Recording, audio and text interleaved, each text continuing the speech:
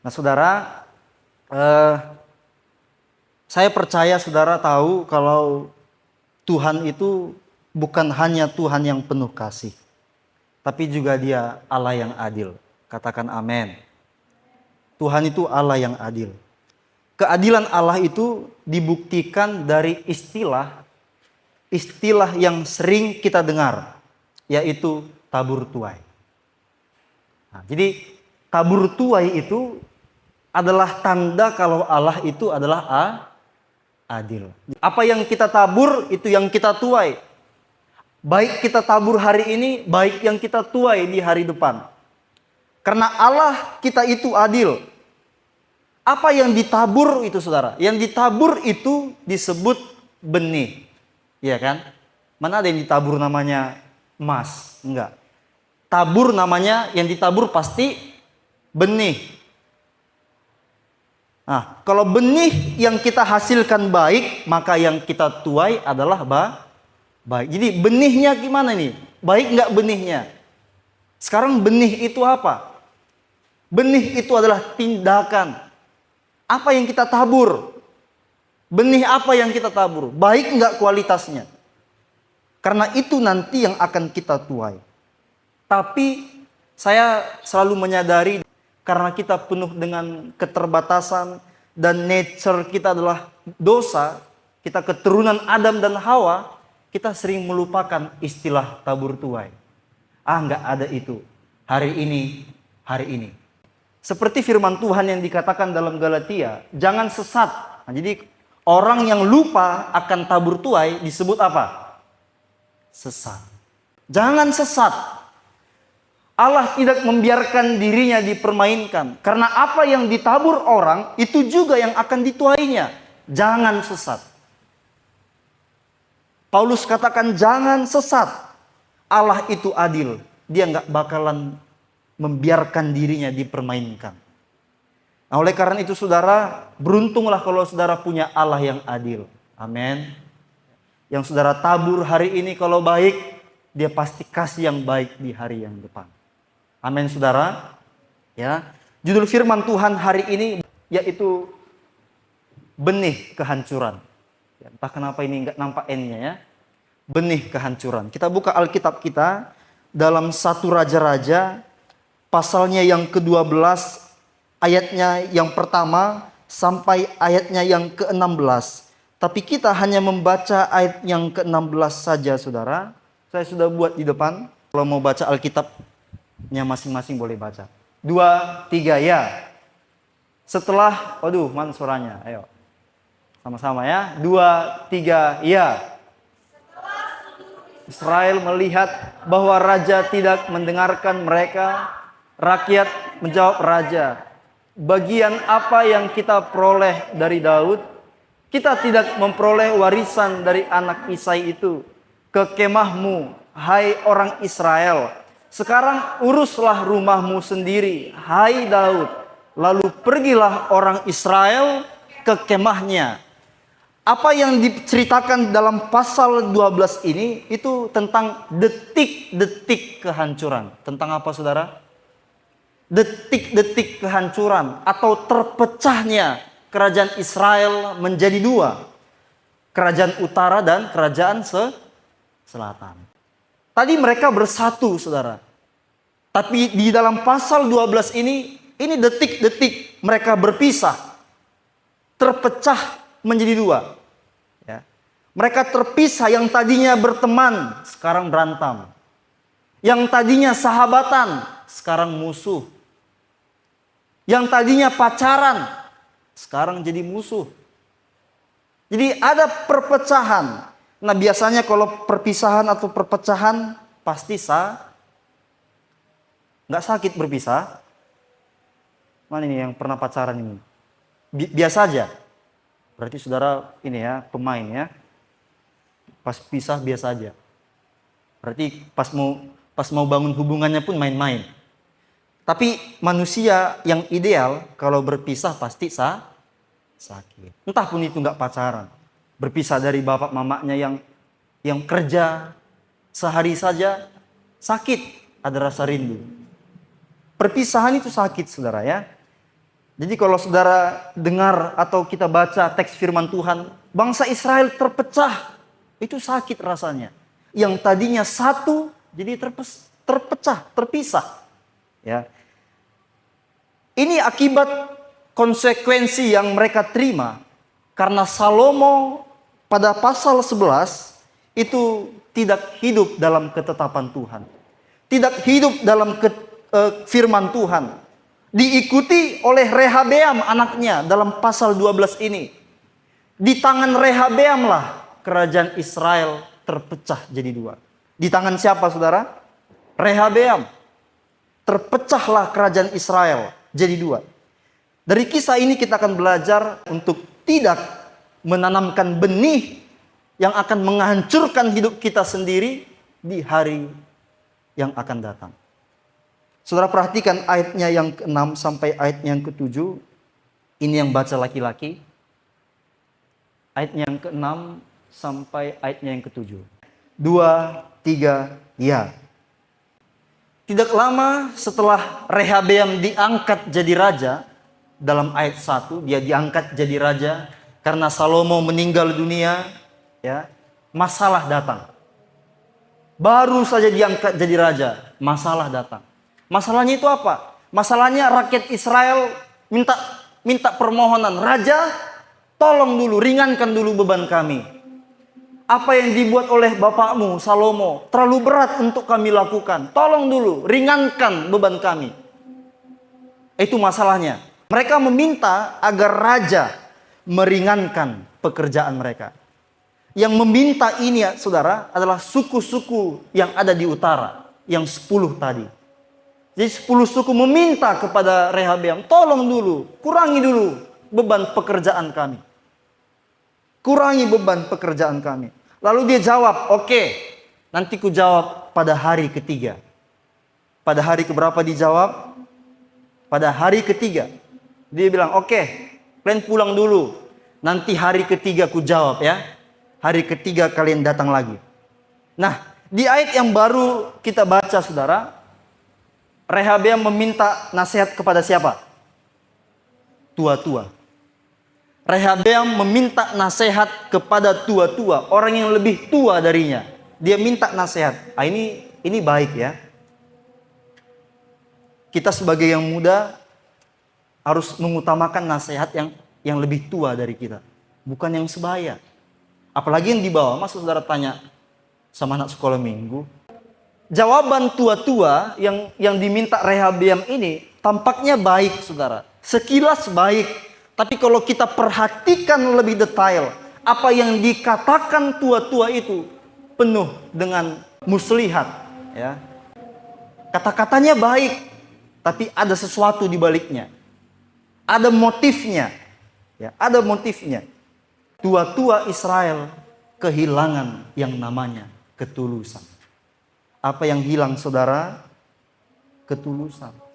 Tua-tua Israel ini adalah pejabat-pejabat di bawah raja. Sama seperti menteri-menteri. Mereka pejabat-pejabat yang memerintah rakyat. Dan mereka mulai kehilangan yang namanya ketulusan. Perhatikan ayat yang ke-7. Demikian firman Tuhan, saya baca untuk saudara. Mereka berkata, ini kata tua-tua. Jika hari ini engkau mau menjadi hamba rakyat, mau mengabdi pada mereka, dan menjawab mereka dengan kata-kata yang baik, maka mereka akan menjadi hamba-hambamu seumur hidupmu. Jika engkau hari ini mendengarkan apa kata mereka, mereka akan menjadi hamba-hambamu seumur hidupmu. Saudara, tidak ada artinya ketika kita melakukan sesuatu, kita melakukannya tanpa yang namanya ketulusan. Gak ada artinya yang saudara lakukan. Tua-tua Israel menyarankan agar Rehabeam pura-pura baik. Pura-pura baik. Ini singkatan aja ya, bukan berarti marga purba atau buruk purba. Semua pura-pura baik ya. Raja atau tua-tua tadi menyarankan agar pura-pura baik. Makanya saudara, ada kata hari ini. Berarti berbuat baiknya kapan? Hari ini aja, besok enggak lagi.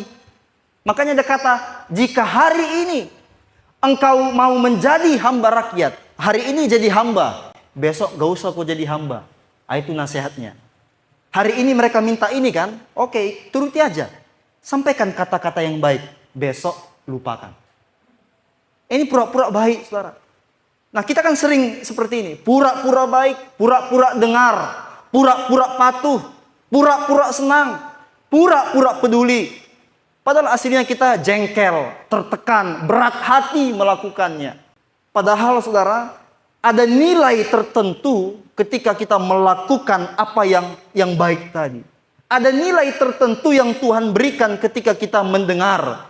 Ada nilai tertentu yang Tuhan berikan ketika kita patuh. Ada nilai tertentu yang Tuhan berikan ketika kita senang.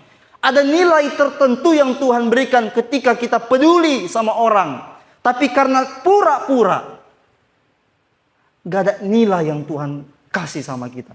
Karena pura-pura. Jadi kepura-puraan membuatnya tidak punya nilai. Nah, tanpa ketulusan dalam hidup kita, saudara, akan banyak kegagalan yang akan kita alami.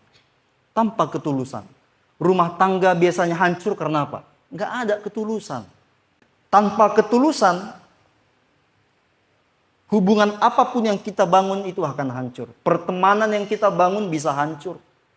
Tanpa ketulusan. Ini benih, saudara. Ini benih, kalau ini kita lakukan, di hari depan yang kita terima hanya kehancuran. Ketiadaan ketulusan membuat apa yang kita bangun itu akan terus gagal dan gagal dan gagal.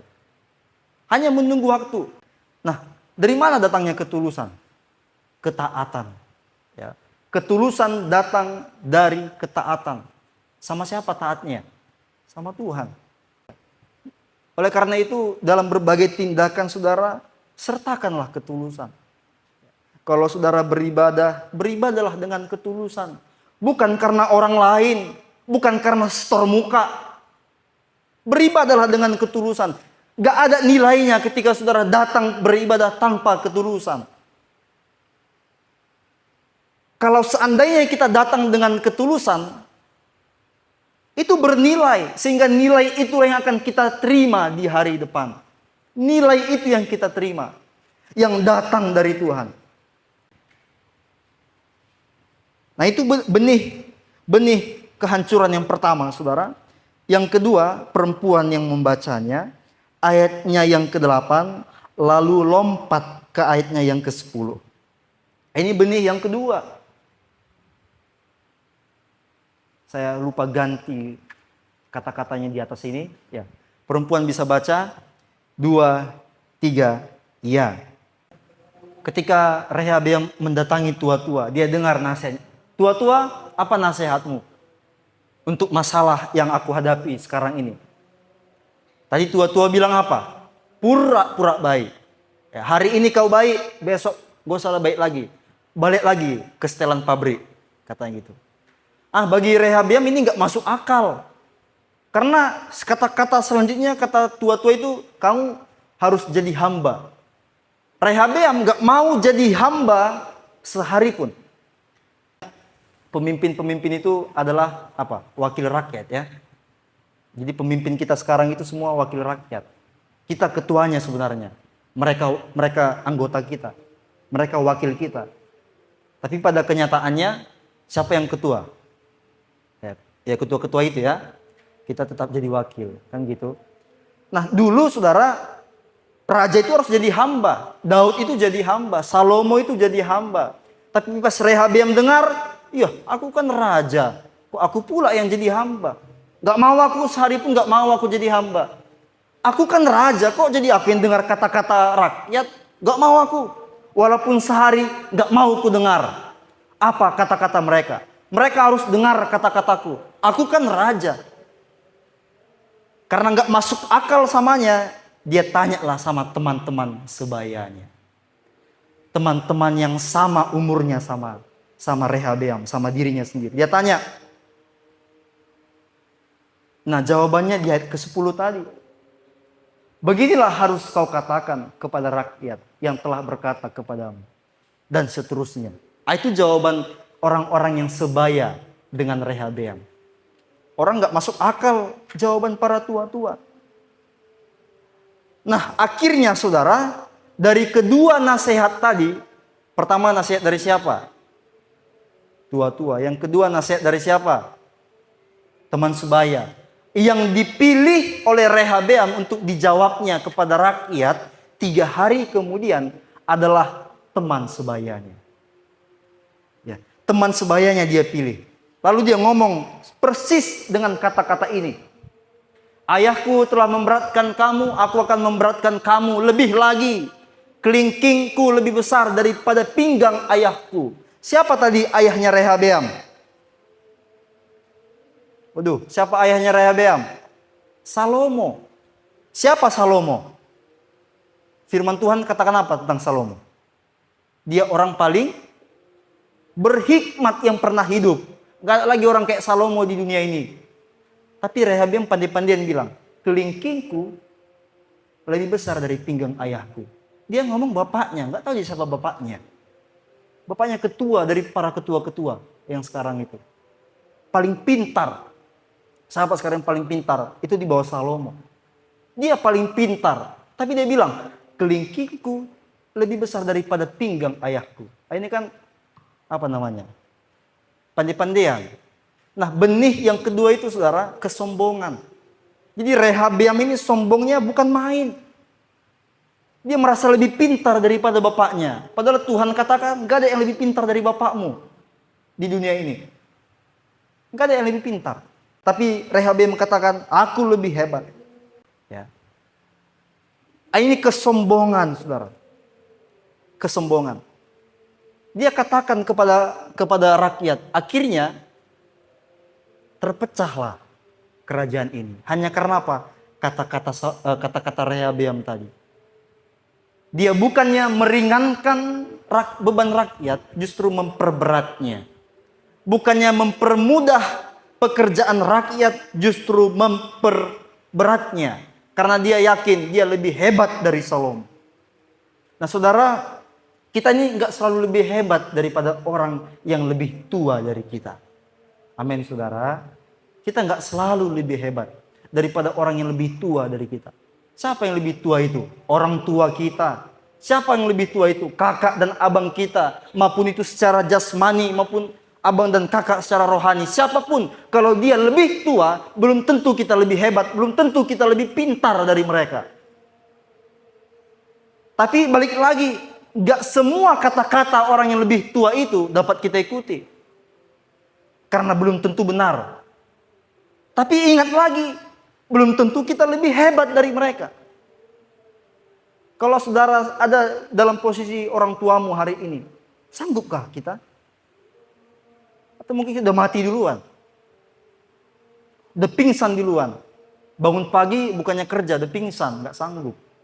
Kita gak lebih hebat saudara. Sehingga ketika orang tua atau abang-abangan mungkin ya, baik secara jasmani maupun rohani, memberi sesuatu sama saudara, itu coba diperhatikan apa yang dia bilang. Ikuti apa yang dia bilang. Karena apa yang dia bilang itu berdasarkan pengalamannya, saudara. Ya, jadi jangan main-main dengan perkataan orang yang lebih tua dari kita. Nah, tugas kita ngapain? Menyaringnya. Jangan semua kita dengar. Jangan semua kita ikuti. Bersyukurlah kalau saudara lahir jadi orang pintar. Ya. Bersyukur kalau saudara punya atau banyak bisa melakukan apapun. Tapi ingat, jangan sombong. Amin saudara. Ada perbedaan membanggakan diri sama menyombongkan diri. Membanggakan diri itu artinya kita bangga dengan hasil yang sudah kita kerjakan. Saya jadi mahasiswa terbaik kemarin. Walaupun gak terlalu bangga saya, tapi saya banggakan itu di hadapan saudara. Saya jadi mahasiswa terbaik. Bangga saya jadi mahasiswa terbaik. Tapi saya gak sombong. Sombong itu apa? Merendahkan saudara. Aku lebih pintar dari kalian semua. Terus kalian jawab, apa buktinya abang lebih pintar? Ini ada pialaku. Nah, itu sombong saudara. Merendahkan orang lain baru membanggakan diri sendiri. Jangan sampai kita memandang orang lain lebih rendah dari kita. Seperti Rehabeam. Kelingkingku lebih besar dari pinggang bapakku. Dia nggak tahu siapa bapaknya. Tapi dia ngomong kayak gitu. Merendahkan bapaknya, Salomo. Dia merasa lebih pintar dari Salomo. Akibatnya karena kesombongan ini terpecahlah tadi kerajaan tadi. Jadi dua. Itulah di ayat 15. Dan di ayat 16 yang kita baca di awal tadi. Hai Israel, baliklah ke kemahmu. Gak ada lagi yang mengikuti Rehabeam. Hanya dua suku. Rehabeam berpikir kalau jawabannya itu akan membuat kerajaannya baik-baik saja. Tapi justru apa yang dia pikirkan berbanding terbalik dengan kenyataannya. Kerajaannya terpecah dan hancur jadi dua. Kesombongan, saudara ya. Kesombongan. Itu benih yang kedua. Yang terakhir, saudara, kita baca ayat yang ke-22. Nah, ini ayat yang terakhir, kita akan akhiri firman Tuhan. Kita baca sama-sama, 2, 3, iya.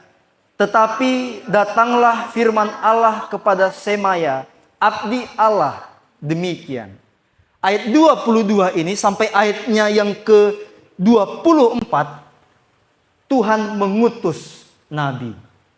Nah, saudara, benih kehancuran yang terakhir itu tidak mencari firman Tuhan. Sama-sama dulu bilang sama saya, tidak mencari firman Tuhan. 2, 3 ya. Tidak mencari firman Tuhan. Itu benih kehancuran. Salomo dalam waktu berapa hari tadi dia minta? Untuk menjawab rakyatnya, berapa hari? Berapa hari? 3. Dia minta waktu 3 hari, saudara. Dalam 3 hari ini dia tak cari firman Tuhan. Dia nggak cari nabi. Siapa itu nabi? Nabi itu adalah orang yang kepadanya Tuhan sampaikan firman. Itu nabi. Dia penyampai pesan Allah. Tapi dia nggak tanya sama nabi. Dia nggak nanya. Dalam waktu 3 hari itu dia nggak tanya. Setelah hancur kerajaan itu, dia mau tarik kembali. Dia mau, ayo kita ke utara. Kita ambil kembali 10 suku itu. Aku nggak mau terpecah dengan mereka. Mereka harus berada di bawah kekuasaanku. Jadi Rehabeam kumpulkan sebanyak mungkin orang untuk berperang. Agar utara tadi kembali lagi kepada dia. Agar utara di bawah kekuasaannya. Dia kumpulkan banyak orang. Pas terkumpul, Tuhan utus yang namanya Semaya untuk menyampaikan firman Tuhan. Di sini, saudara, di ayat 22, Tuhan gak menunggu Rehabeam mencari firman Tuhan. Tuhan gak tunggu dia cari, langsung Tuhan utus. Jangan sampai dalam hidup kita ini kita gak cari firman Tuhan. Selagi punya waktu kita harus cari firman Tuhan. Kita harus mengerti firman Tuhan. Amin, saudara. Pemuda-pemudi GP dikasih Bapa, jangan sampai benih ini ada sama kita. Yang ketiga, tidak mencari firman Tuhan. Engkau mungkin hari ini belum menuai apa yang baik itu. Saya, saudara, mengetahui kalau yang baik itu biasanya lama datangnya. Benar enggak? Kita nggak sabaran. Pas kita melakukan yang baik, kita nggak sabaran menunggunya. Aku udah lakukan ini, Tuhan. Aku udah berdoa untuk bapakku. Aku udah berdoa untuk mamaku. Aku udah berdoa untuk adikku. Bukankah berdoa itu adalah aktivitas yang baik, Tuhan? Tapi kok nggak datang-datang jawabannya? Sering kita nggak sabar ketika kita berbuat baik. Nah, saudara, firman Tuhan katakan, kalau kita menuai yang baik, kita pasti akan, menabur yang baik, kita pasti akan menuai. Pasti menuai. Enggak bakalan enggak. Amin, saudara ya. Jadi kalau hari ini belum menuai, belum melihat jawaban-jawaban doa, belum melihat dampak dari saudara setia melayani, dampak dari setia beribadah, dampak dari setia mengikuti pertemuan-pertemuan, belum melihat dampaknya dalam hidupmu, sabar. Sabar. jauh melampaui yang saudara pikirkan, Tuhan akan datangkan segala sesuatu yang telah kita tabur dalam hidup kita. Amin saudara.